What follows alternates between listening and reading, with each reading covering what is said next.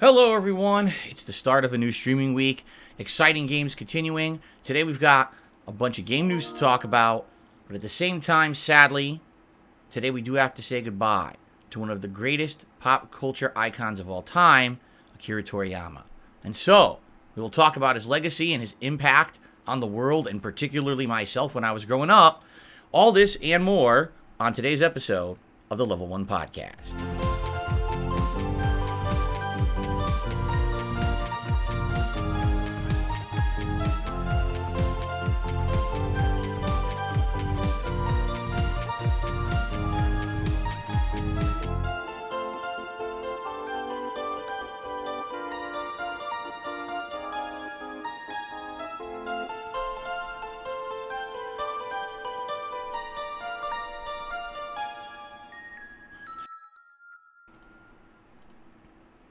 I almost misclicked there.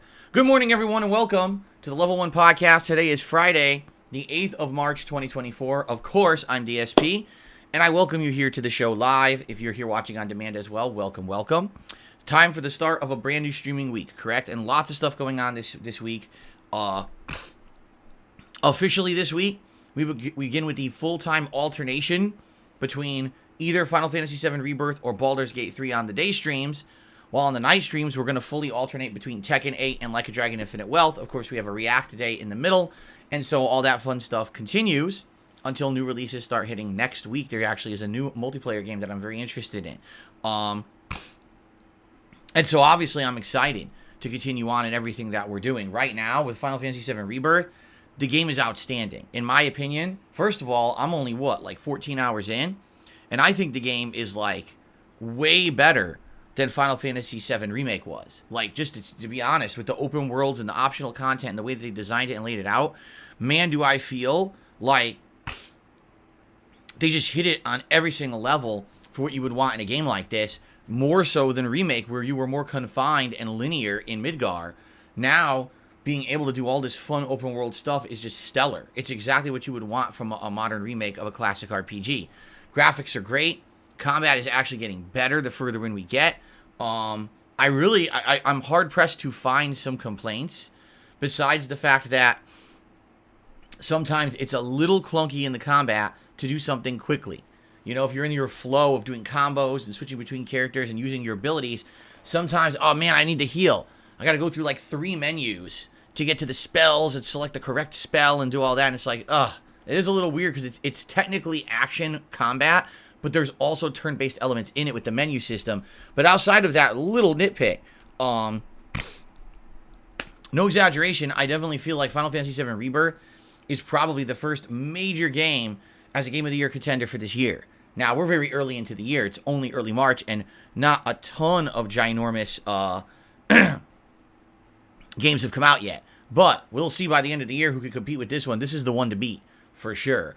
Baldur's Gate 3 is heading into endgame stuff. We're now getting resolutions to a lot of interesting plot lines that have been going on over the course of the game. And I'm really enjoying that. And we're having some of the optional, kind of endgame fights. Like last time we fought what was his name? Sarvok or something like that. And people are saying he's one of the top 3 hardest fights in the game. And, it's really fun what we're doing now together at the end of the game after all this time, right? And then, of course, Tekken 8. I have hit the purple ranks in ranked play with Yoshimitsu, which means every fight now is a serious business, tough fights against people who know what they're doing. I continue on with that, and of course, Like a Dragon Infinite Wealth is very good now too, because we have returned back to Yokohama with a totally new party, new jobs and abilities. Everything is going swimmingly in that playthrough as well. So, basically, all the games I'm playing right now are going really well. The only bummer is, there's no end in sight for any of the games. You know what I mean? They're all so long. I am, at this point, 110 hours into Baldur's Gate, and people are like, yeah, probably another 10 to 15 streams to beat it. It's wait, what? Another 30 to 40 hours? Yeah. And then with this game, apparently Final Fantasy VII Rebirth is incredibly long. Like, people are saying it might actually be upwards of 100 hours if you do the side content.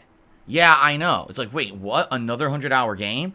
Obviously, Like a Dragon is incredibly lengthy. We're in Chapter 8, and the game has 12 chapters, but the later chapters are the longest ones. And, of course, Tekken never ends just as long as I want to play it. So, we're in a situation where it's like, there's no end in sight for the games I'm playing. And there's nothing I can really do about that. And I understand, because it's been a month to a month and a half where we're kind of juggling the similar games or the same games. And because of that, some people have tuned out. We're bored. We want something new. We want something more action-based. Well, stuff is coming. Star Wars Battlefront Collection is next week. I'm very interested in that to play it and see how it turns out in a modern era. And then a week after that, we've got Rise of the Ronin, which, again, I'm very interested in. I think it's going to be a great game and something very different from what we're doing right now. But RPG Overload and RPG Burnout is exactly what has happened. There's just too many of them in too short of a period of time, and there's no way for me to juggle them all with the kind of streamer I am. I don't just play 1 or 2 games at a time, and you can't really get through these games when they're this long, you know? But I'm still enjoying myself, all right? So thank you to everyone around here for all the streams today. Final Fantasy VII continuing, I'm so excited for. We're in a great part of the game right now, and good stuff going on, okay? Now, today we have a variety of stuff to talk about, all right? I'm going to update the schedule, but not really. It's basically the schedule you expect for this week, nothing new. Few game news stories to talk about today. One of them is shockingly good news, which is great. But, you know, I feel like we should just start the show with the big elephant in the room, the thing that literally everyone across the world is talking about today. Ladies and gentlemen, is very sad news. We have lost one of the most iconic pop culture artists and creators of our time. The man behind the character designs, artwork, and a lot of other input into series such as the original Dragon Ball and Dragon Ball Z, which many people don't even realize it's the same show. It just, there's a time lapse between Dragon Ball and Dragon Ball Z, but it's literally the same show continuing on, the same manga turned into an anime. Dragon Quest, the entire video game series. Chrono Trigger. Sandland. And that's just to name a few of the projects that this man has been directly involved in creating. I'm talking about Akira Toriyama has passed away at the age of 68. Unexpectedly. People did not know that Mr. Toriyama was actually ill. Apparently he was kind of keeping it a secret. And he was actively involved in developing many projects. And now that he's gone, a lot of people don't know what's going to happen with those projects because he was spearheading them. This is incredibly sad, but what I'd like to do, rather than focusing on the loss, you know, I want to celebrate the life and the work, because just to give you my perspective, which is the best thing I can do to honor someone like this, right? When I was growing up in the 1980s and 90s, okay, Japanese culture did not have much effect on the United States at the time. I think the biggest thing was that song, I Think I'm Turning Japanese. Remember that song? So it was kind of like we were aware of Japanese culture here, but it certainly didn't have any kind of a heavy influence on anything here. And then all of a sudden, on TV, you started seeing what was definitely syndicated shows, such as the original Dragon Ball, okay, which was on TV before Dragon Ball Z. A lot of people just didn't know what it was. It had actually been so popular in Japan that they had syndicated it and brought it over to the United States and started playing it as a very early morning cartoon around the late 80s and early 1990s. And I remember watching this show and thinking, what the hell am I watching? The art style is so different from what we would see as an American cartoon that it blows your mind. You're like, what am I? It's so odd. The characters have this weird, almost like childlike design to them. Why are all of their eyes so gigantic? Right? That was the first time I saw a cartoon where everyone had the big oversized anime eyes. The other funny part about it was that definitely with the censorship, because on American TV, they couldn't show the actual raw show. In the early episodes of Dragon Ball, the TV show, or the anime, I should say, there's nudity. Goku, as a kid, full on has nudity. Full frontal nudity as a child. Now, today we'd all be like, oh! But in Japan, they didn't think anything of it. It was a joke. It was meant to be funny. Like, Goku's growing up in the wilderness, so he doesn't understand that you need to wear clothes. He doesn't even understand why. He's like, why? You could just be nude. There's no big deal. All the animals are nude, so why is it a big deal for me? But that's part of the joke. And I remember they censored it out. Like, they would show Goku with a maple leaf over his junk. And it totally wasn't in the shot. You could tell it was superimposed on it, and it was like, what the hell? So as a kid, imagine you're watching TV shows like G.I. Joe, right? Thundercats, which has a heavy anime influence, by the way. Teenage Mutant Ninja Turtles, right? And then all of a sudden you turn on, it's Dragon Ball is on TV, and you're like, what is this show? It is so wild and different. Now, Dragon Ball is very slapstick, okay? It is. A lot of slapstick comedy and stuff like that. However, really, for me, the big thing that made anime so popular in the United States was Dragon Ball Z. Because up to then, like, you knew it on the fringes. You knew Dragon Ball existed. You knew Sailor Moon was a thing, right? I remember Sailor Moon. And also, there's one of all the things to put on Americanized TV, Ronin Warriors was syndicated and put on American TV in the mornings. I don't know why, but it was one of the early animes that we were able to watch here. But then when Dragon Ball Z hit, it was like a ginormous explosion of popularity. Like, all right, let me put it in perspective. Like, every generation seems to have something in pop culture that becomes the thing for you, right? For some generations, that's the Lord of the Rings trilogy, right? And I don't just mean the movies, I mean the books. Like, that's in pop culture. Oh my God, Lord of the Rings, amazing fantasy. But for some people, Dragon Ball Z is actually that thing. That, like, wow, it was a cultural phenomenon, right? These characters were iconic. The plot lines, the themes of heroism and never giving up and always finding a way to overcome and succeed over insurmountable odds. These were all things that became synonymous in worldwide culture, not just Japanese, but worldwide culture. And I remember when Dragon Ball Z started airing on TV, right? Like, everything changed. People started talking about this show all over the place. In school, in the arcades. It was the thing people talked about. And it was weird because at the time, you couldn't actually get it for home use. You had to watch it on TV, and then they started selling, like, the videotapes of it. I had a friend who was into competitive Street Fighter, okay? And one day we all went over his house. He had a bookcase full of VHS tapes that were all recorded off of... We're like, what is that? Oh, that's my Dragon Ball Z collection. That's the whole show. And on American TV, they were still in the Frieza saga. So we were like, wait, what? How do you have the whole show? Oh, because it's Japanese, and this is the actual Japanese cut. I got bootlegs. I actually ordered them and had them mailed, and I have the whole thing. They're all bootleg, like, recordings of the Japanese show with subtitles, but I own the whole series. So this guy owned it. He probably spent hundreds of thousands of dollars to get this before you could get it on a real tape that you could buy at a store.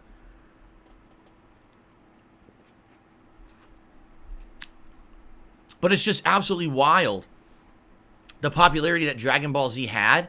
And really, again, you can argue, oh, yeah, but Sailor Moon was out already, and this was out, and that was out. Like someone was saying, oh, Robotech in the 80s. No. I get what you're saying. That was like, here's a wall, and I take a pick, and I start to hammer a little hole into the wall. Dragon Ball was, we took a 3 million pound drill and just plowed through the fucking wall, and the floodgates opened, right? Like, this is when Japanese culture, particularly anime, started to explode in popularity in the United States. It was Dragon Ball Z that did it, okay? And the funny part was, games like Dragon Quest had already been popular and had prominence, but no one really knew that that was Akira Toriyama until Dragon Ball Z got huge, and then all of a sudden people were like, wait a minute, that looks the same, because it's the same guy. He made the same character designs, same art style, that's him. Like, wait a minute, you're playing Chrono Trigger. What the hell? Why does the art look so good in this game? It's amazing because it's Akira Toriyama. The guy's a creative genius. His art style is so unique, so recognizable, right? Whenever you would see his art, you'd be like, holy crap, I recognize that style, you know? And so, the funny thing is, like, people, I feel, don't even know a lot of people might have done something that was Toriyama inspired or he was directly had his hand in, and you don't even realize it, you know? As I was thinking about all the times in my life, all the great stuff that I've done that was Akira Toriyama inspired. So you got original Dragon Ball Z, of course, the later spin-offs he didn't have a hand in, but they're all from his own creations, right? Like his, Dragon Ball GT, Dragon Ball Super, and all of that. The entire Dragon Quest series, which started in the United States, it was called Dragon Warrior, and they tried to more like almost westernize it, and the art was changed and everything on the box, which is weird. Like, you have Toriyama art, and you change the art on the box to make it look like it's not Japanese, which is a really odd choice, but that's what they did. But then after a few years of having like Dragon Warrior 1, 2, and 3, they actually decided to then start calling them Dragon Quest, which is really what it was called in Japan. And then you started to realize, wait, okay, this is the same guy. That's why the art in the game looks like Dragon Ball, because it's the same guy, right? And then definitely I would say Chrono Trigger for me is one of my favorite games of all time. And the art style is just so inspiring in that game to see characters that look like Toriyama characters, you know, fighting in an RPG setting like that. So awesome. Was it also Secret of Mana? Was also inspired by? I don't want to say that and be wrong, but I feel like Secret of Mana also inspired by the Toriyama character designs, right? I think either he directly had a hand in it or whatever. I think maybe originally, but I swear those characters, if they're not him, they look like they're influenced by him.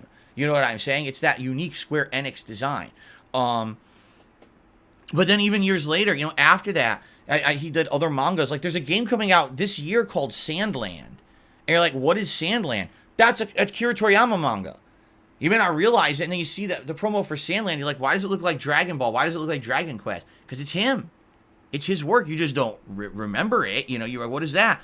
One that, it's like a forgotten gem for me that most people don't talk about today is Blue Dragon.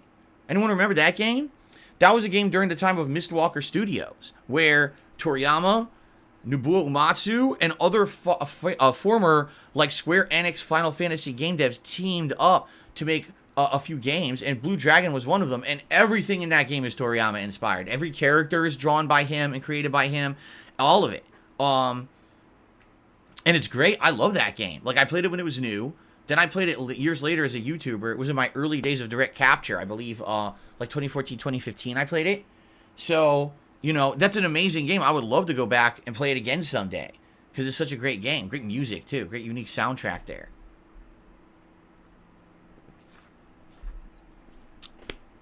Anyway, the point I'm making here is, it's rare, all right, in our time, to say that someone is so influential to so many people. We would probably be very hard-pressed today to sit down and say, I have never been influenced by Akira Toriyama. It's a very rare statement to make. You've probably watched, played, or been involved with something that was Toriyama inspired or created over the course of your life. Some of us way more than others. Like I said, Dragon Ball Z was humongous in the 90s. I watched the show every time religiously when a new episode aired on TV.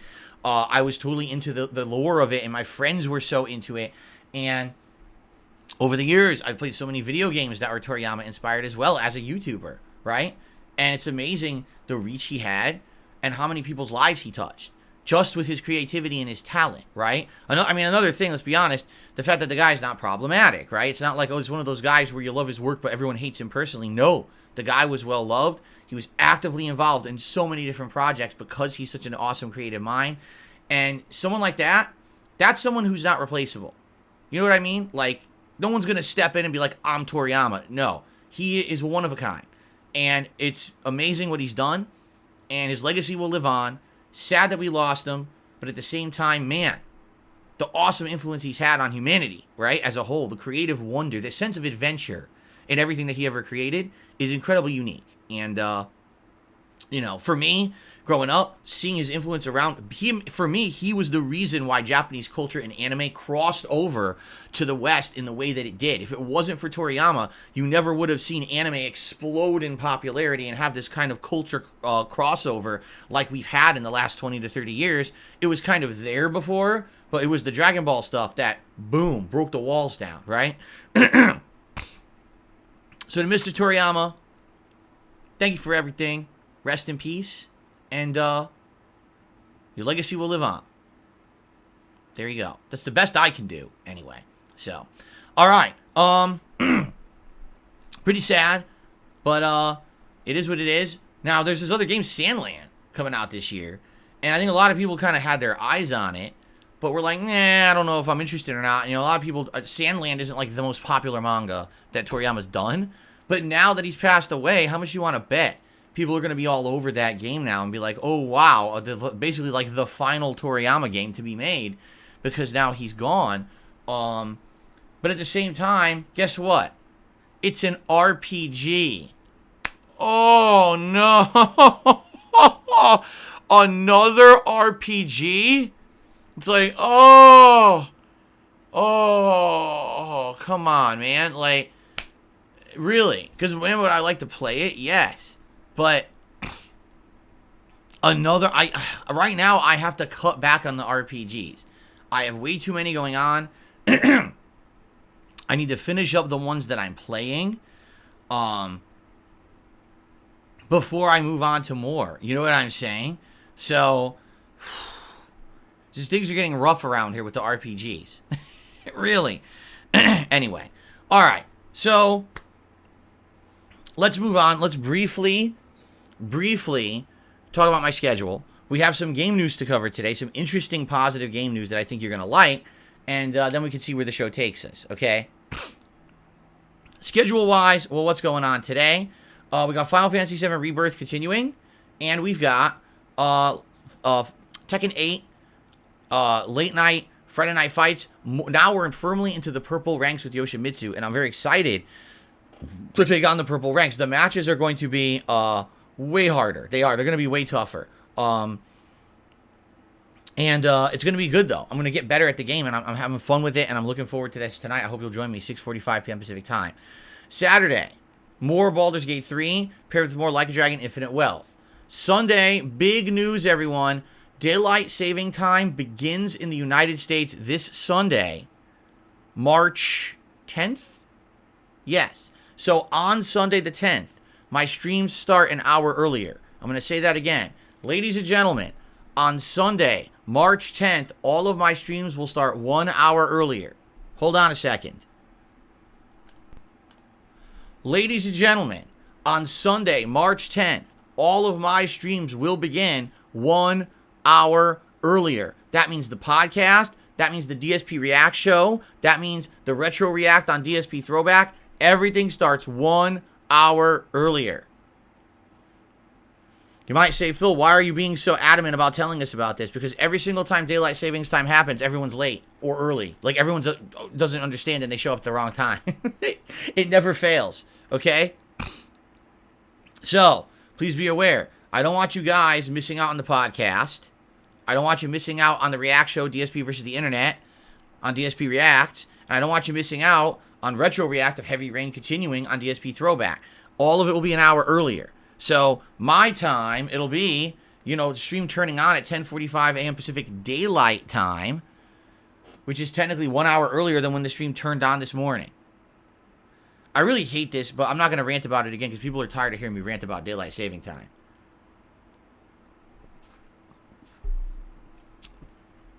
Anyway, so yes, on Sunday, everything's earlier, and it is React Day.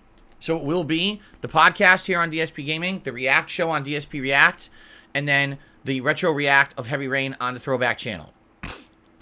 Monday, it will be Final Fantasy VII Rebirth, and that's it. There will not be a late stream on Monday, because I'm going to be both filming Patreon private React videos, as well as working on private stuff behind the scenes, okay? Tuesday, we'll get back into the full-time gaming with Baldur's Gate 3 and Like a Dragon Infinite Wealth. And then I take that back. Tuesday will be Baldur's Gate 3 and Tekken 8. And then Wednesday will be Final Fantasy 7 and Like a Dragon Infinite Wealth. And that's the streaming week. Okay? So there you go. Yes, the next new game that I'm looking to play is Star Wars Battlefront Collection. It does come out 1 week from today. I'm thinking about how to fit it into the schedule. I think I might do it as a daytime stream just for that one day to get a good amount of gameplay in of it. And then after that, it might become a night stream. I'll have to look into it and figure out how we're going to add this into the schedule. Okay, but it looks good. The collection is looking good. I'm excited for it. What else? Okay, I think that covers that. So, ladies and gentlemen, guess what? It's time for Phil's day off because yesterday was my day off from streaming. I don't have too much particularly to talk about today, but yesterday I had a million things to do. I had to go to the garbage dump. I had to stock up on so much stuff around the house. Like I had to go to the pet store and buy a bunch of stuff for Jasper Kitty. And stock up on other things as well. I had to go grocery shopping. So I had a lot to do. I was out and about for a lot of the day, a big chunk of the day. My wife beat Power Washing Simulator, which is a game that she's over a week ago she started playing it on Xbox Game Pass and not knowing what to expect, right? She's thinking, oh, it's just a game about power washing, so it's just going to be like a relaxing game. It'll probably be a grind, but it should just be a game just to relax and chill. So she thought, oh, I'll play it a little bit piece by piece for a while, right? It's not something you're going to want to continuously play because it's just power washing. Oh, no, the game has an insane plot.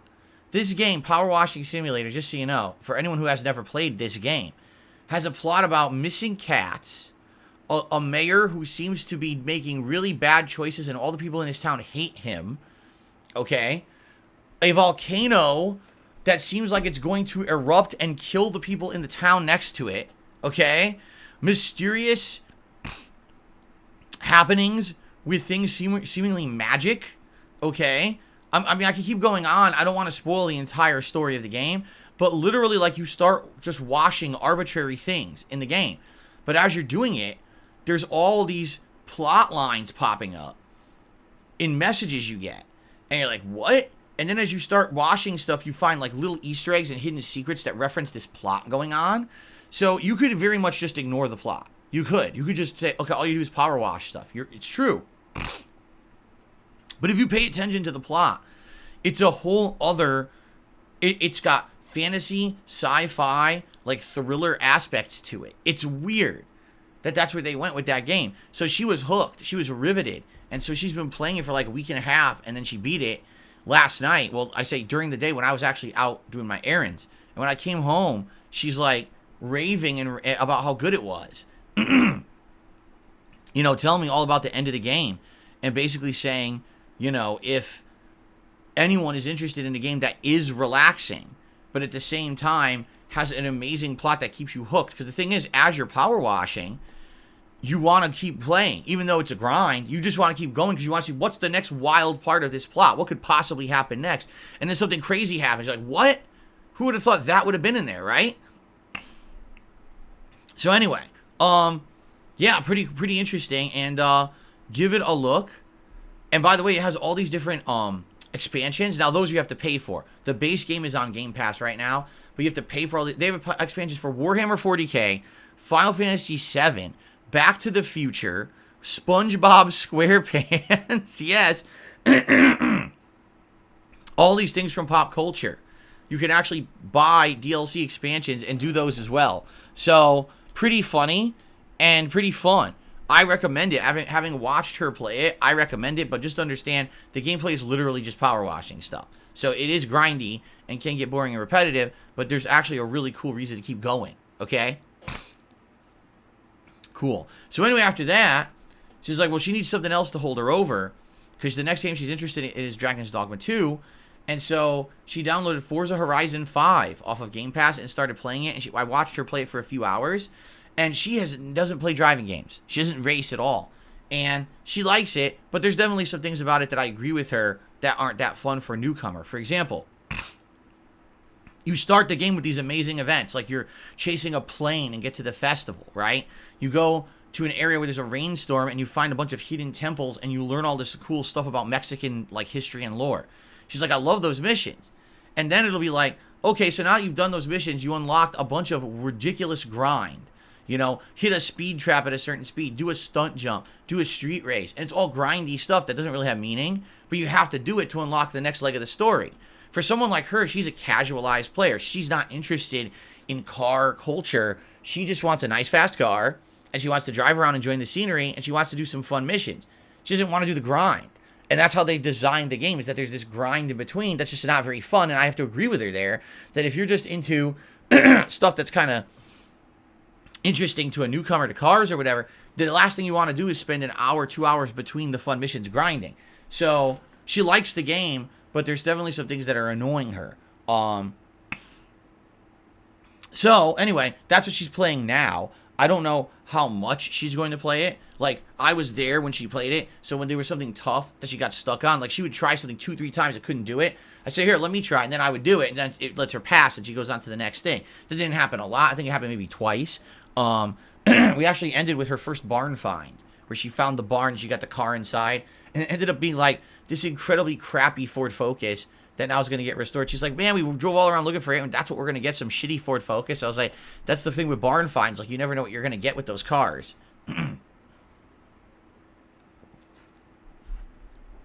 So anyway, that's what she's up to now. And for dinner, we ordered Korean food again. Remember a few weeks ago, I told you the first time ever we had tried Korean barbecue? We tried Korean again, and I got my very first ever authentic bibimbap. Does anyone know what bibimbap is? This is a authentic Korean dish that includes various different kinds of vegetables prepared in different ways, as well as meat and an egg on top. Okay, so it had all this stuff. It had kimchi. First time I've ever in my life eaten kimchi, which is fermented cabbage. Unique, interesting. I liked it. I was like, oh, this is something so different. It had marinated bean sprouts, and those were all right. They were very, very hydrating of the mouth. Like, they had a lot of water in them when you ate them. What was the thing in the upper left-hand corner? Hold on, I'm having a brain fart. Oh, it was like the specialty pickles. They were these small pickle chips, but they had this like seasoning on them, so it had a little bit of spice, but a little bit of sweet flavor too. That was unique. I never had anything like that before. And then here's the thing that blew me away: seaweed. But the seaweed was the kind of seaweed that's dried and prepared to be used as like a wrapper in sushi, but it was its own pocket of seaweed on rice. So I was like, I don't think I'm going to like this. It looks weird. It looks like it's black. And you're like, oh, anything black? That doesn't sound appetizing. I took one bite. I was like, this is really good. I was blown away by the flavor. I was like, I absolutely loved the seaweed, and I'd never had it before except in sushi. And eating it by itself and then with the rice, I was absolutely loving the flavor. I was like, wow, it's so unique. It's a little bit fishy. It's a little bit salty, but it has this unique flavor that just was delicious. And you can eat it with everything in there. Like, you can mix it with the stuff, and it tastes great. And then, of course, the meat. And I forget what they call their meat. It's beef, and they prepare it in a certain way, and I can't remember exactly what they call it. I think it starts with a B. I can't remember right now, but it's their preparation of the beef, and it tastes great. Is it bulgogi or something like that? I think it might be bulgogi, beef bulgogi. And that was also absolutely amazing. Sweet, tender, flavorful. Okay? The only thing, I'm going to be honest, the one thing I was disappointed at was the egg, and because they overcooked it a little bit. So the egg around the edges was a little bit, you know how when you overcook an egg on the edge, it's like hard, and it's hard to like eat because it doesn't just break with a fork. It's like has that film around it. And the egg was soft, but also it was a little overcooked, so you can see there's a little bit of the cooked yolk. And I was like, that's definitely not supposed to be like that. You know, it was overcooked, the egg. So that was the one disappointment. Everything else in the dish was amazing. And I was like, this is cool because, as I've told you guys, I live in Washington State. This state is a melting pot for Asian cultures. This is the state that when people fly over from Asia to the United States, they have to go here first. This is where the airport is that they all land at. And a lot of Asians who, immigrated here just stayed. They said, we're just going to stay in Washington. So we have all this Asian food here. And Korean food is one of the few things in the, how many years that I've lived here? 10. I've never tried it before. And my wife and I trying it a few weeks ago, were blown away at how good it was. And now I'm like, this is like another whole new world of cuisine to try, right? I tried this bibimbap, and I'm like, this is so good. I've never had any of these dishes. I never had kimchi. I never had marinated bean sprouts. I never had the seaweed, right? I never had those pickles. I don't even know what they're called, those special pickles. I never had the bulgogi. And I'm literally just eating in a circle, and I'm like, dude, everything is unique and delicious. I've never had this before. I'm 41 years old, and I'm still exploring new cool cuisines that are in my area, right? Pretty neat. Green Mega Man says, can you show us what the leftovers look like? Sure, let me bend over and show you as it comes out the other end. Hold on. No, I ate it. And any leftovers, it wasn't significant. We put them into our waste disposal in our sink. So, anyway, really? Anzo Kamaru says, you haven't lived till you had someone's 70-year-old grandma's homemade kimchi. It hits different. That was the first exposure to kimchi I've ever had. I've seen it in the Yakuza video games and Lost Judgment video games, but I've never actually tried it before. And I don't know if that was actually representative of what it was supposed to be. It was pretty unique. It had some good flavor to it, but I don't know, is it supposed to be more vinegary? It's supposed to be hot. I've heard of hot kimchi, and this kimchi was not hot whatsoever. It was just kind of like vinegary. So I don't know if it's supposed to taste any different or whatever. No, I'm telling you guys, there weren't significant leftovers to save. I think the only thing that was left, I ate all of the seaweed, I ate all of the beef, I ate the egg. I think there was a little bit of the bean sprouts, a little bit of the kimchi, and a little bit of the pickles left. Just a little bit. So that I got rid of. Anyway. So, yeah. Great food. Good time. Good chill times with my wife. Playing Forza Horizon 5. It was a pretty good day off, I would say. Pretty good day off, and I was really enjoying myself. So there you go. Okay. Cool. All right. So that's Phil's day off, everybody. Now, what I'd like to do is game news. Ready for this? Because we have some interesting game news stories. All right. Game news story number 1. For those who are interested in playing Dragon's Dogma 2 in a couple of weeks when it comes out, today has launched the character creator. What that means is that right now, whether you're on Xbox, PlayStation, or PC on Steam, you can download a client that allows you to create your character ahead of time. And then when the game actually comes out, that will import into your game. I think this is a genius move because, number one, it's free, so everyone gets a taste of the game, and it's free PR for the game. And number two, typically when you start playing a new game, you want to jump right into the new game.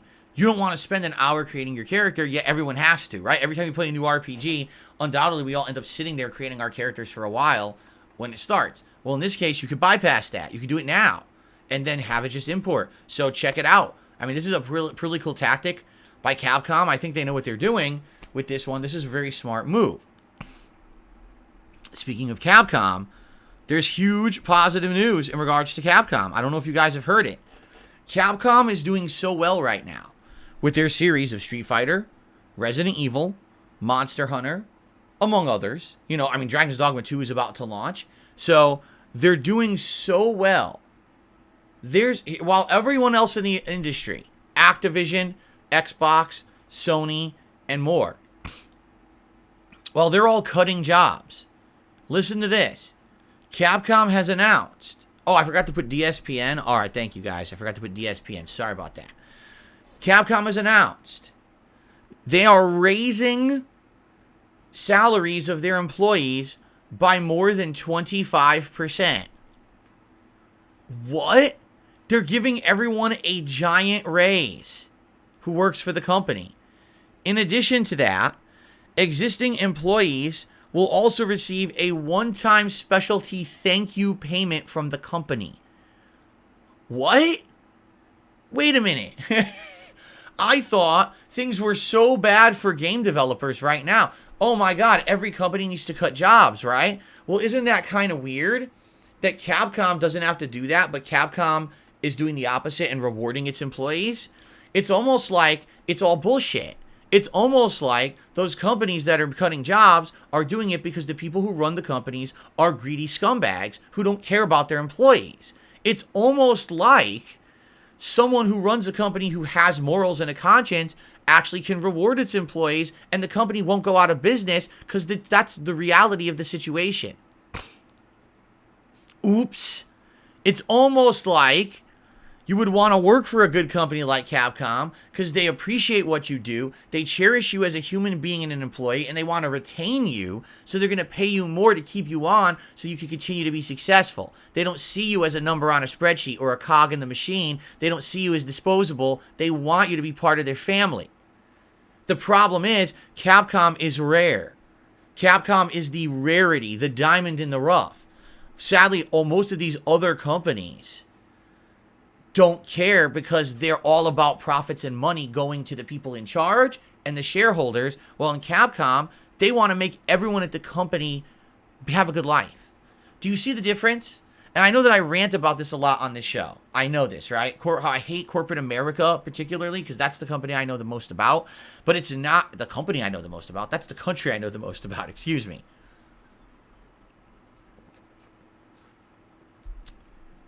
But the point I'm making here is it's not just America. It's worldwide. Most major corporations have become like this. They're not about the family business and actually caring about the workforce. Once these companies reach a certain size, they just don't care about anything but profits.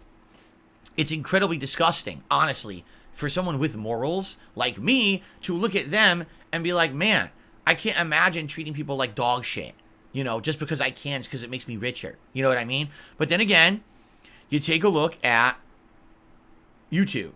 How many YouTubers act like shit to others just to get over, just to get ahead, just to make $1, right? So you got to understand, it's actually the human nature. It's human condition. Step on someone else to get ahead.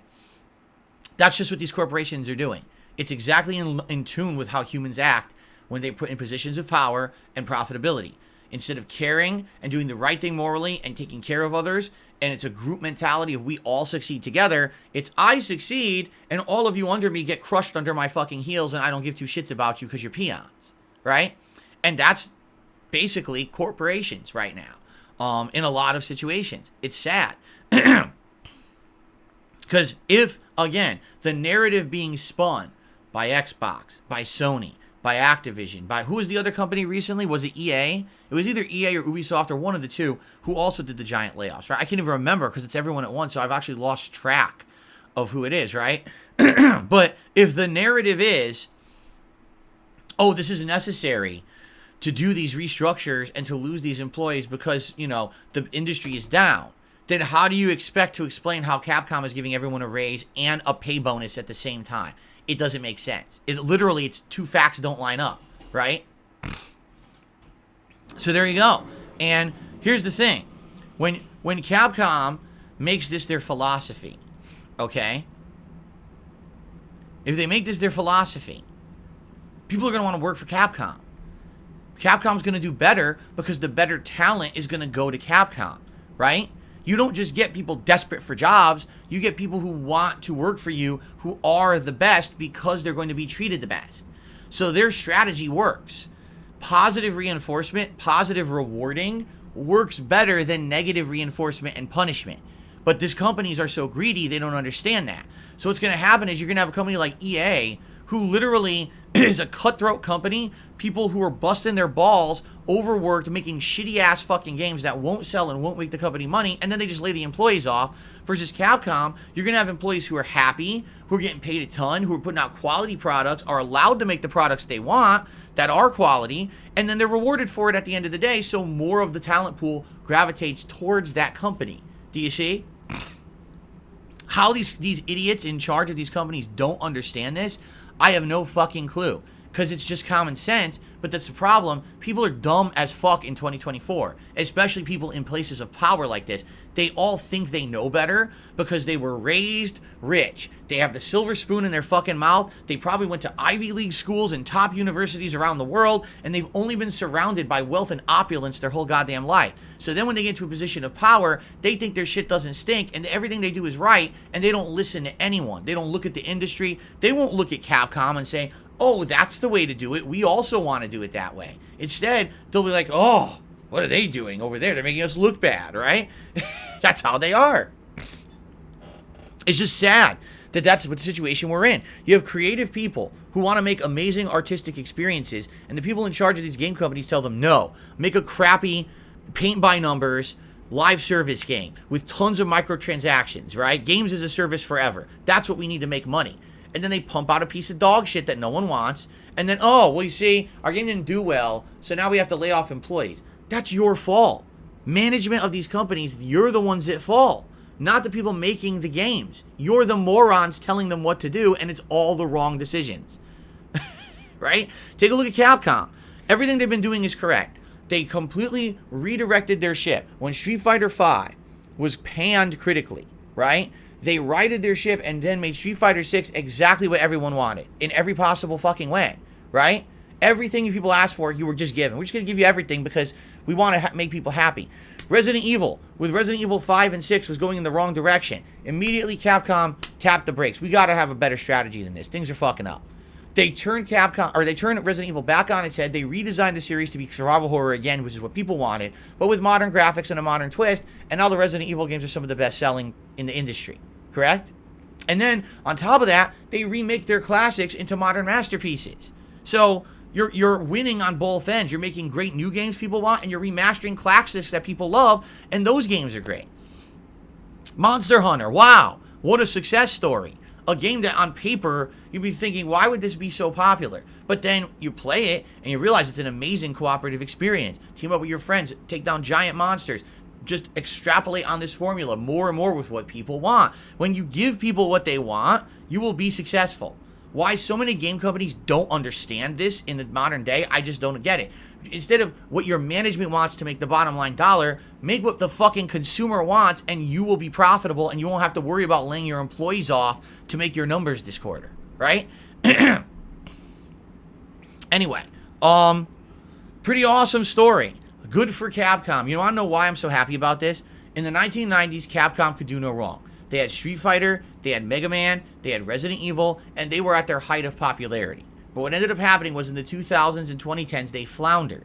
They redirected. They stopped making Street Fighter. They stopped making Mega Man. They tried to focus more on things such as Devil May Cry and things like that. And not to say that's bad, but the company definitely floundered. And around the early 2010s, basically everyone was panning them, saying, man, look at this.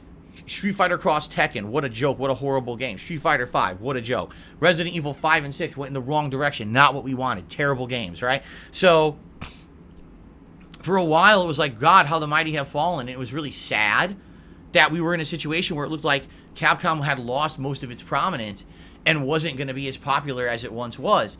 And then, boom, they literally had a giant resurgence of popularity because they listened. All they did was listen. Literally, all they had to do was put their ear to the ground and listen to what gamers wanted and gave them what they wanted. And now, look at how well they're doing. They can give all their employees giant raises, right? I mean, that's insanely cool. Who wouldn't be happy about that, right? So, great news. And I'm very happy to hear this. I want them to have continued success. I hope they do. I love their games currently. You know, Street Fighter 6 is great. I love all the Resident Evil stuff they're coming out with. You know, the one that I don't do is Monster Hunter. I tried it. I thought it was all right. You guys didn't like it, so I never really went back to it. Maybe I will one day, right? But for the most part, Capcom's hitting it on all cylinders. They've recovered from their mistakes a decade ago, right? They're right back on the right track. They're doing well. I'm very happy for this. I can't wait to see what they come out with next. In fact, I think we're all waiting. Like, what's the next Resident Evil, right? We're all excited to see what they're going to do next. So I guess we're going to find out, right?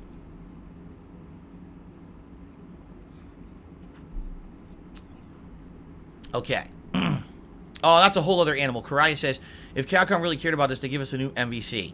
The whole problem with that, there's two major problems. Problem number one, licensing. The Marvel licensing is just a nightmare to do anything with. It's insanely expensive at this point, and they're not allowed to do exactly what they want either when they get it. I mean, take a look at the mishmash mess that was Marvel vs. Capcom Infinite, where they could only have certain characters and not others. Like, they had to remove certain X-Men characters, which didn't make any fucking sense. It was really stupid. You see what I mean? So that's number one. Number two, the whole idea of the Versus engine, you know, it's basically outdated and played out at this point. Like, they would have to redesign that game from the ground up, and I think their efforts are better put towards Street Fighter 6 and maybe other similar style traditional fighters than a Versus game right now. Because retooling a Versus game, especially when they have so much competition, there's so many games now that play how MVC used to play, including Dragon Ball FighterZ, that new one coming out from the people who make League of Legends. It has an insanely awful name. I forget what it's called. But they all play like Marvel, right? So you already have like too many games competing for that mantle. I think focusing on Street Fighter is the right move because that's their brand, while anything that's a Versus game kind of feels samey when it comes to the gameplay elements. Anyway, all right, so cool, right? Good stuff, good news, and I enjoyed covering it for all of you. All right, ladies and gentlemen, that's what I got for you today. So I think it's time for shout-outs. On the YouTube side of things, we have one membership from Game Dude 171 who became a member this morning. Thank you so much, Game Dude, for the membership. No super chats or anything else on that side so far today. So we'll move on to the tips, which we do have a bunch to shout out.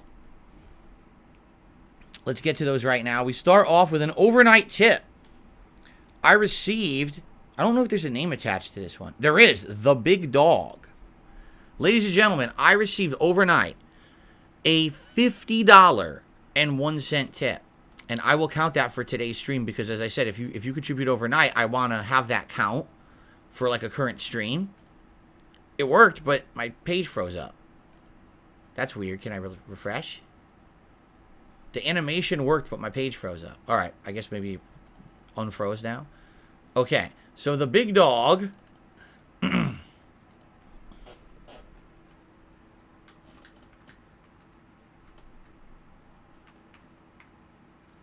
And the big dog has a big message that I want to read. But I think we'll start with Gunner Glasses. So, this person starts with a few things. I've been a fan. Oh, he says, happy early birthday. Well, yes, my birthday is in a little under a month now. And as you guys know, as I said, we're going to do a special event on my birthday, a marathon. One thing we're definitely doing is updating the game schedule, so we know what's coming out for the rest of the year. We're going to probably have cake that my wife's going to make. We're probably going to order some food and do a feasting with Phil that day. Outside of that, I don't know what else we're doing. We could do a live react to like classic stuff, like a live retro react could be pretty neat for that day, I feel. And maybe do some gameplay too. We'll have to see if you want to see some Battlefront, some Tekken. We'll see what you're in the mood for, okay? Anyway, here we go. He says, happy early birthday. I've been a fan since the Street Fighter 4 days. Let me center this. And please keep up the good work for another 15 years. We're actually close in age. I feel your pain sometimes. Getting old isn't fun, but it's also a blessing. 3 things if you have the time, okay?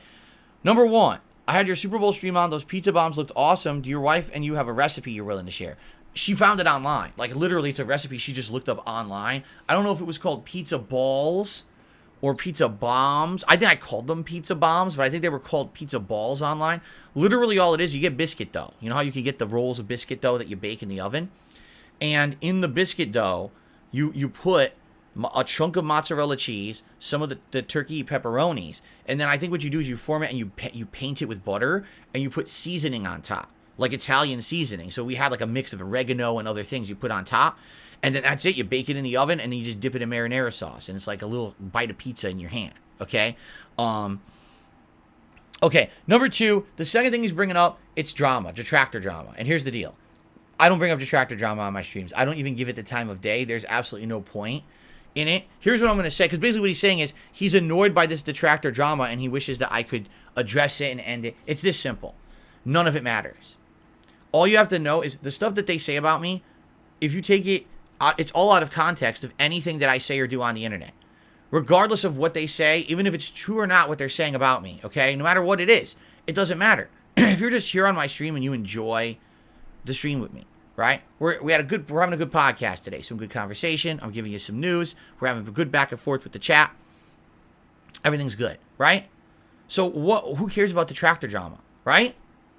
What does it have to do with what we're doing today? Nothing. Zero. And it never does. Anyone who's just on my streams, if you just didn't pay attention to their horseshit that they create every day, because that's all it is. They're creating that situation so they'll get views and attention. If you just ignore it and you just hang out with me, none of it affects anything, right? And that's my attitude, so I'm not even going to address what you said there because there's no point. That would be exactly what they want, giving attention to their own world of bullshit, and they don't deserve it, okay? So his third thing, he says, lastly, you've made the right decision not doing any documentaries, especially now that Mike Klum has been involved with EDP 445. You don't want your brand associated with someone like that. Your best bet would be in a small interview with a neutral party. Again, keep up the good work, and remember, and then it cuts off. I guess he didn't realize there was a character limit to the message because it looks like he was going to give a final thought and then. So here's the deal. I wish Mike Klum the best. I hope that he makes great documentaries moving forward. But I agree with you. I can't be associated with a guy who's essentially a known pedophile, right? Like, I can't. Imagine if I was in the middle of working on this thing and we were started filming, and then word gets out, oh, this is the same guy making a documentary about that guy who's accused of pedophilia, right? And it's like, well, then you're never going to live that stigma down, correct? It'll be you're in cahoots with the guy who's doing a documentary with this guy who is accused as a pedophile and giving him a venue, essentially, which he doesn't deserve. And it's like, yeah. So, man, I'll tell you, I dodged that bullet. I did. Even if our documentary was going to be great, the only thing you would have heard is, wow, DSP, he's that guy having a documentary made by the same guy about that documentary about a pedophile, right? And it's like, wait, what? How did you make that? Why am I even in the same sentence? Like, what are you talking about, right? So I'm glad, honestly, that I decided the way I did, and I'm very happy to have all of your feedback on that to make that decision, because I think it would have been awful, and I think I really did the right thing. For once in my life, I did the right thing. Wow. At least I call it once. At least once, right? Okay. Continuing on. I received a $5 tip. Let's see here.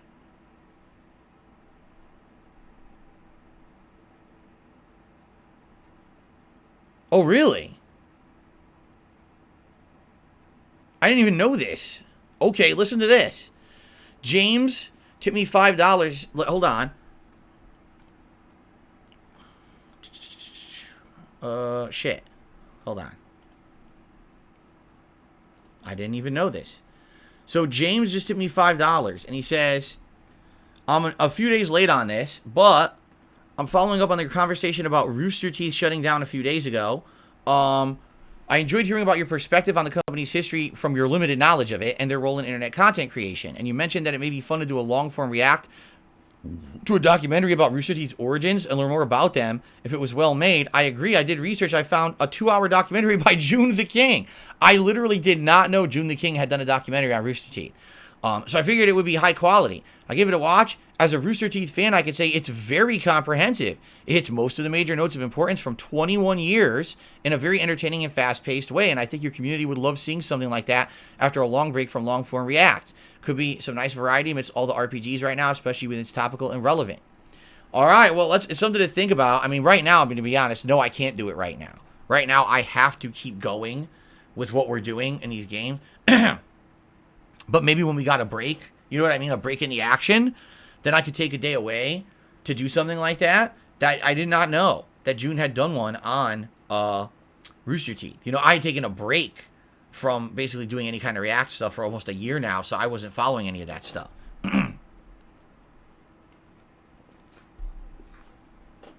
Okay, continuing on. I received a $20 tip. Happy Friday, DSP. I'm really enjoying Rebirth myself. I'm glad you're having fun with it too. I'm not sure who this is from. There's no name attached to it, but thank you so much for a $20 tip from the anonymous tipper. Yeah, I'm loving Rebirth. Like I said, definitely right now my front runner for a Game of the Year contender. You know, we got a lot of games coming out between now and the end of the year, but this is the first one that really feels like a big one, a great one, right? Okay. I received a $10 tip from Rocky. Happy Friday, hype for more Rebirth. Now, wait a minute. That sounds just like the firmware tip. Do you think it's just Rocky on both? Maybe it was. But it's weird that he would have done 2 tips like that. Anyway, thank you, Rocky, for the $10 tip. That one I know is you. Okay. And then we got a $5 tip. Really? Should be a fun gameplay stream today. There's going to be a couple pleasant gameplay surprises coming your way. Keep a lookout. All right. What I want to do, I think, we were already in the midst of exploring the area around Junin, but I think people had recommended that I go to Lower Junin, because that's kind of before the story elements, but you can unlock a bunch of side quests. And I'm thinking maybe we should do that. That way we could do the side quests in the region while we're also exploring the region. So we'll probably do that today. And then maybe the next time we play, we'll focus on story advancement. Cool. Huff Puff tipped $1, says, why are my messages not showing up in chat and you didn't shout out my membership? I don't see your membership at all. Did you click on the message that says you became a member? If you're not showing up in chat, I can only assume that you just subscribed. We have a 24-hour sub-only mode, meaning when you subscribe to the channel, you got to wait 24 hours, then you can talk. And the reason we have that, sadly, I know it sucks. I don't want to have that. We need that, sadly, to stop botting. Before I did that, we had people coming in here with dozens of bots, spamming the chat with racist, sexist, doxing, and other messages. And the only way we could stop it was to have that sub mode. Because now if they try it, we just ban a few accounts. Then they have to wait another day to try it again. You see? So, sucks that we have to have it. If you are a newcomer and you just became a member, first of all, if you become a member, the message doesn't pop. You should have a thing that says, hey, click here to celebrate your membership. And if you click that, then the message should pop up on the chat and on the stream, by the way. But as for talking, yeah, you do have to wait 24 hours, and I apologize for that since you subbed. But thank you, Huff Puff, for $1 tip. I appreciate that.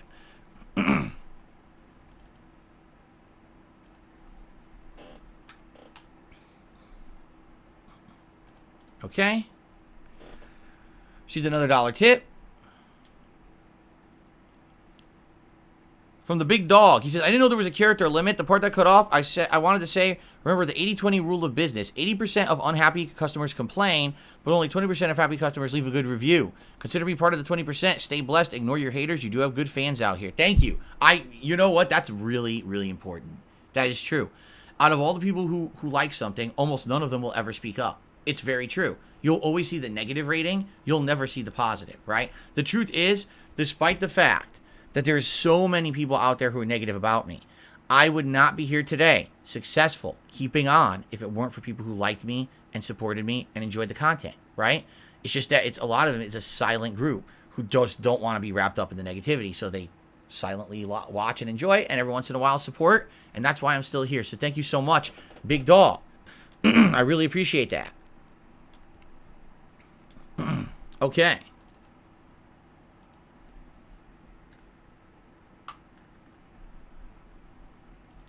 All right, continuing on, because I don't think we're done yet. Excuse me. I received a $25 tip this morning.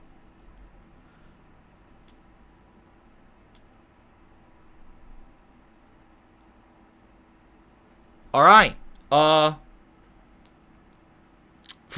So 1 Minute Man with a $25 tip. So let's play the animation. Let's add this to the leaderboard. And you know what that means, right? You guys know what this means, correct? Are you aware of what this means? Wait, was that correct? 117? I feel like I'm off. What was it, 92? 92 plus 25 is what? It's 117, right? Yeah. I don't know why I'm having a brain fart. I don't know why I didn't think that was right. Yeah, that's correct. Okay. So, you know what that means, folks? That means that for today's Final Fantasy VII stream, for the first time in a week, we will see the return of the Cloud Strife wig. Yeah, right, that's what that is. I'm not going to put it on now only because we're about to adjourn the show soon. And I don't want to screw my hair up. But I will put it on for the entirety of the Final Fantasy stream, okay? We're having it today. The wig returns. Cool. Truth is, I don't want to put it on, I have to take it off and put it on again. You know, I gotta take a break to use the bathroom and everything, so I don't have to put it on 100 times. Once it's on, it'll stay on. Okay, so 1 Minute Man says, hi, Phil, I'm glad you finally found Grind Gold. Grind Gold? Grind Gold doesn't ring a bell. Unless you're talking about gold. Oh, gold grind. You rapscallion rascal son of a bitch. Throat slaying motherfucker. Oh, gold grind. You're dead. Dead. You piece of shit. Anyway, he says, you don't need to mention that name ever again. I will never mention the name Grind Gold ever again. Gold Grind, however, is another matter. But be on the lookout for more short guys that are dressed in red. Oh, really? So are you saying there'll be more of them? Perhaps, maybe there'll be doppelgangers trying to look like him in town, right? Interesting. All right, we'll have to keep that in mind as we continue on in Baldur's Gate 3 tomorrow. And I will say this, at least for the content that we have done in the part of Baldur's Gate 3 that we're in, I've actually really liked it. I like the missions that we're coming across in the town, in the actual, Baldur's Gate area. I think that they're well written. I think that this murder mystery was really neat. I liked how it was done, and I'm looking forward to more. I guess now we're going to be doing this wizard who's trying to hunt Night Song, or Dame Aelin, or whatever her name is. We're going to figure out why he's doing that. So I think that's what's next. And hopefully that's good too. But anyway, good stuff there. Yes, the villain, we had a whole segment about that earlier. Yes, he's just catching the show now.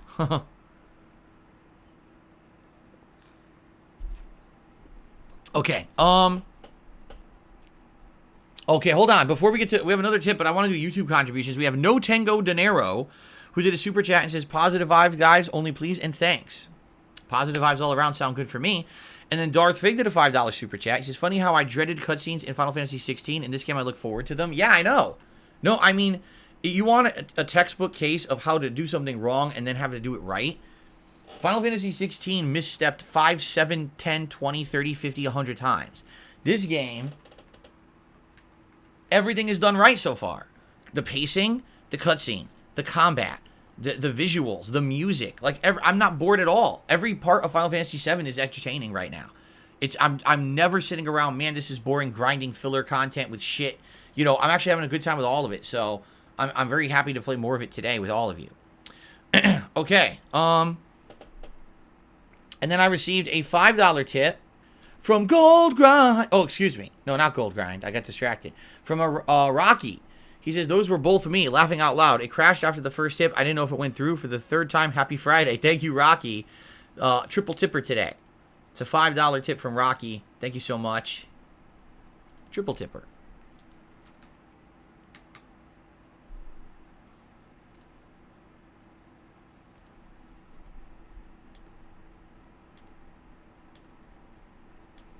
Very good.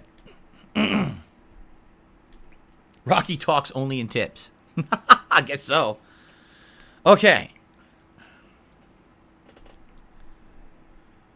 Cool. All right, guys. We have a little bit of extra time, but not a lot. So if you want to tag me in chat and have a little bit of discussion about something, let's do it for the next 10 minutes or so before we adjourn the show. Then I'll take a break to use the restroom, and then we'll jump into Final Fantasy VII. Wig on. Korea says, Final Fantasy 15. Now, we were talking about 16. Final Fantasy 15 took 100 steps backwards while the remake took 100 steps forward. If you're saying 16, I agree with you. 15, I feel like 15 was a good game that just wasn't done. When you play 15 for the first time, you realize that there's like chunks missing. You're like, what happened here? Why is the pacing so off? Why are we in a totally different area playing it in a different way that the rest of the game didn't play like? What happened here? It's sad because there's moments that are super duper good. And then other moments that are like, what on earth? With 16, that whole game is a misstep. The plot being more Game of Thrones-esque with sex and violence is stupid. It doesn't fit the Final Fantasy, kind of feel or vibe at all. The pacing is awful. You'll have entire lengths of story that are super exciting and fun, and they come to a jarring halt as the game forces you to do stupid fetch quests and repetitive garbage missions for hours on end just for no reason, and it kills the movement of the game. Likely it's just to pad the length of the game because the game's actually quite short without that. The combat's an absolute joke. Seriously, it's just a joke. There's nothing to that combat, and people are like, oh, it's so complex. If you really try, but the point is you don't have to try. When you can pick the game, you go, okay, wind attacks, wind attack, wind attack, wind attack, wind attack. Change to a different element. Fire attack, fire attack, fire attack, fire attack. Change to another element. Ice, ice, ice. Use an ultimate, use an ultimate, use an ultimate. Transform. Mash buttons, mash buttons, mash buttons, mash buttons, mash buttons, mash buttons, mash buttons. Oh, now my elements recharge. Wind attack, wind attack, wind attack, wind. That's the whole game. You don't have to do anything. You're pressing buttons with no timing. You're just a button masher. Every once in a while you have to dodge. Like literally once every 10 seconds, maybe you do one dodge, and it's so easy to play. I'm telling you, all it is, it's Kingdom Hearts 3 with a better graphical facelift and a boring plot. That's Final Fantasy 16. It's a huge disappointment. For those of us who love this series since we were growing up, to play a game like that and be like, this is what they did with the numbered entry, they fucked it up. Then you play Final Fantasy VII Rebirth, you're like, why wasn't this like Final Fantasy 16, right? Like, this game is doing everything right that you would want, and it's hitting on all cylinders, except for the weird-looking Moogles. That, I have to agree, I'm very upset. The Moogles upset me in Final Fantasy VII Rebirth. I don't know what they were thinking. But outside of the weird-looking Moogles, everything else is amazing. So, holy crap, right? Eternal Napalm says, I agree. Sex, violence, heavy drama, it fits a Song of Ice and Fire in the first law, but not Final Fantasy. You know, here's the thing. I'm not saying you can't just have some of those themes in there, but you could tell the entire vibe of the game was ripping off Game of Thrones. They were totally going for that. And it was 10 years too late. Game of Thrones hasn't been prominent for a very long time. If you're going to rip someone off, at least rip them off when it makes sense, right? Mark says it's early Saturday morning for where he is in Australia, and his neighborhood rooster is making noise. How was my day off? It was good. Had a whole segment about it earlier. Rewind the stream to hear that. Carlton Jr. says, I feel like you give 15 too much leeway. It was an incomplete game and still bad. I feel like 16 is better by default because of that, even though I don't like it. Can't give it a pass. I disagree. I'd rather have an incomplete masterpiece that fails because it's incomplete than a complete game that just sucks. Right? Would you rather have a game that has like half the levels are really good and the other half are terrible and it doesn't make sense because the game's not finished versus, wow, every time I play this game, I'm bored to tears. That's Final Fantasy 16 in a nutshell. I'm just bored 90% of the time I play it, and then 10% of the time something cool happens. I'm like, why wasn't this the whole game? So I will disagree with you there. Prisoner says, did you see the Dragon's Dogma 2 creator? We already talked about it. You're late to the show. I received a $1 tip from Sarah. Can you try brushing and styling the wig before you put it on? It looked good in that wig with a little bit of styling. What are you talking about? Brushing and styling. Who do you think you're talking to? This is not metrosexual Phil Gaming. This is DSPGaming. I mean, do you think I own Hairspray? Do you think I have a stylist's brush and comb set? Like, what are you talking about, man? Wow. No, I don't have that. Sorry. Carlton Jr. says, I don't know if 15 had a whole 2-hour detour for a cup of noodles and a boys road trip. I know it did. But I'm telling, like, some of the stuff in the game was so epic, right? The optional dungeon with the puzzles and the fun bosses and stuff. The giant Animantoys fight, right? The major plot points were actually good, right? Some of the cool optional fights and stuff that you do. Some of the stuff was just neat. It was really good. The graphics for the time were groundbreaking, right? And a lot of the open world stuff was fun. But the problem was it wasn't done. You could tell when you play it. This game's not finished. The pacing. How does the pacing get screwed up halfway through, and all of a sudden there's a time lapse, and now everything's different, and the gameplay completely changes? You're like, what the fuck just happened? Right? Like, where's the middle? The middle of the game got cut out. There's a whole town that's not rendered. Remember the town that's not rendered? It's just has like big empty black spots. It's like, what the fuck is this? Oh, well, in the lore of the game. No. You didn't finish it. The town's not done. And then you made an excuse. You wrote lore to make an excuse of why it looks like that. No, you just didn't finish making it. Then you put it in the game. And we're not supposed to notice? Eternal Napalm, 33 months, is a member. Thank you so much. He says, actually, many more than that. That is true, because, of course, Eternal Napalm's been around for a very, very long time. It's just the 33 months here on YouTube, right? Actually, some people should now be coming up on their 3-year anniversaries. I believe it's May when people will hit their 3-year anniversary, so some people will actually be earning their coveted, highest tier diamond crowns. That's right. I don't know if you guys have seen them. They were actually rare over on Twitch, because on Twitch I don't think I was even there for 4 years, right? Like, I started with the partner program there. Was it late? It was either late 2016 or early 2017. Oh, wow. Some people had earned their diamond crowns, and then I left Twitch. So people had the diamond crowns, and then I left. So people are finally going to have diamond crowns back for the first time. Like, for only a couple months they had them on Twitch, people will actually earn them back now here on YouTube. But the thing is, YouTube did add a 4th tier now for a 4-year membership. So we have to think of something new for next year, unless we just recolor the crowns again. I guess we could do that. Maybe do a different style of crown. I'm not sure. I have to think about it. Yeah, pretty cool. All right, Nightman, thank you. 11 months as a member. This is almost a year already. Yeah, thank you, Nightman. All right, so guys, any last minute questions or concerns, please tag me in the chat. Anything you want to chat about? I'm done with the shout outs for now, which is good. And we're gonna get, I'm gonna take a quick break to use the restroom before we begin with Final Fantasy VII today. Yes, Battlefront Remake, Rise of the Ronin are the two games I'm honing in on as new stuff for this month. I'm looking at Alone in the Dark as well. I just don't know if I want to do it because we don't know enough about it yet. We'll have to keep an eye on that one too. Yes, Baldur's Gate 3, we are currently at 108 hours and continuing. It's not done yet. We're not even, again, we're in the midst of these plots, so we're not done yet.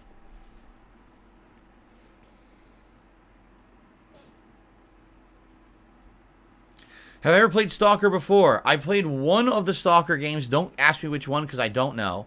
But I played it during a Halloween marathon years ago on PC, and I hated it.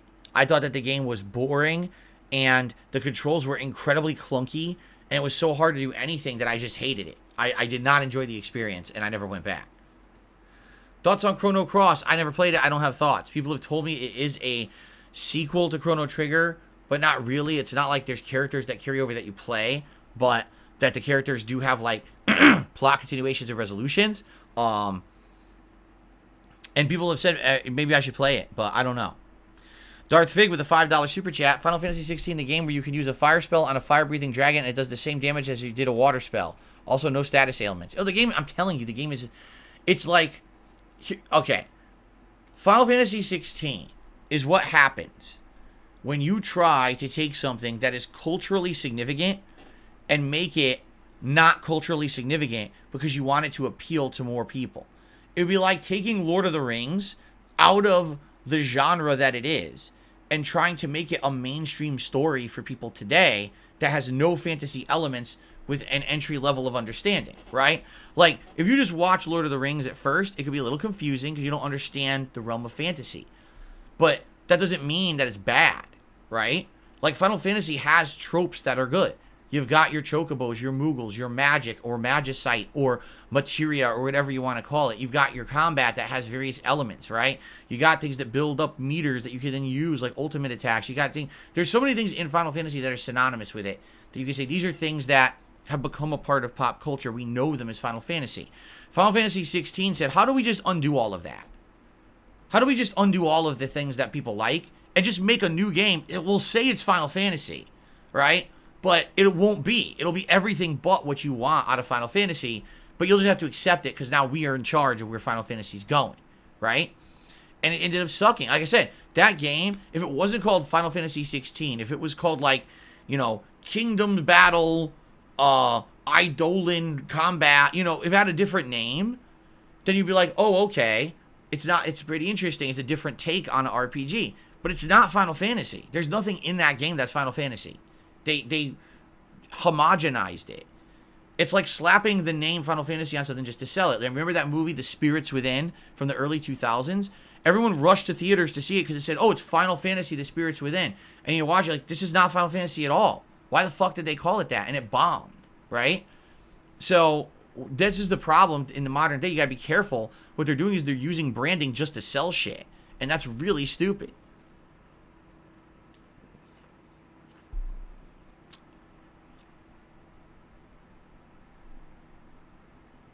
Sarah says lots of people like the new direction it went in.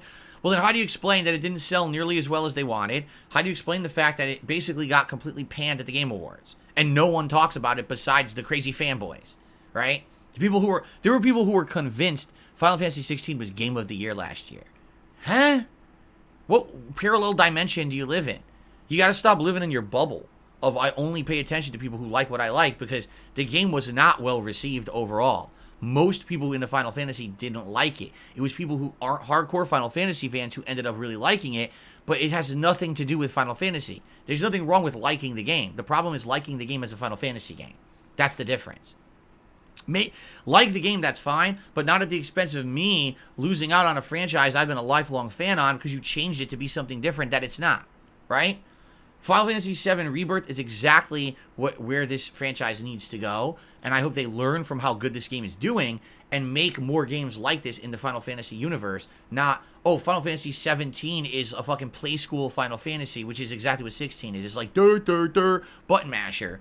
But yet, it has mature themes. You made the game the easiest ever to play, and then you give it mature themes that only adults can even enjoy. No kids should be playing that game because of the sex and violence, so what were they thinking? It doesn't make any fucking sense at all. It's empty-headedness of game design. The guy, I'm sorry, people love that guy, Yoshi P or whatever. That was the worst game design ever. The worst possible choices you could have had for the franchise. Let's see here. I received a $3 tip from HuffPuff. I've been subscribed to the channel for a couple of months. This is the first time I'm supporting. Maybe I'm banned. I don't know why my chat messages aren't showing. I can't use your member-only emotes. I don't know why the membership isn't showing either. I don't know. What I would say at this point, it does sound like something's happened. If you email me the URL to your YouTube page, I can look at it later and try to see if you've been banned and unban you. I mean, it's the first time I'm talking to you, so I have no clue why that would have happened. I can't, sometimes it happens. I don't know. Hopefully it's not a YouTube shadow ban. A YouTube shadow ban means for some reason your account was IP banned and your account won't show up anywhere. Like, there's nothing I can even do about it. So I hope that's not the case. But if you send me the URL, I'll look at it later. Okay? And thank you for the tip. Okay, are we good? Anything last minute, or are we good now?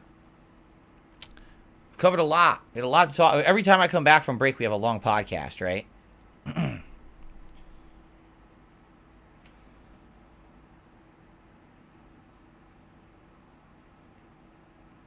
Yeah, the weirdest part about getting your account IP banned on YouTube is that I don't think you even get told. I think it just happens, and then you just can't talk anywhere. You don't know it. Like, you think you can be seen, and yet nothing.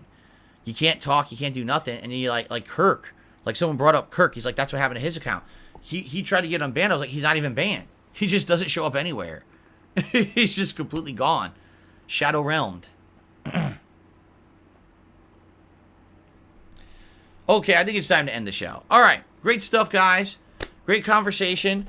I hope that you guys enjoyed the Level 1 podcast today. I know I did.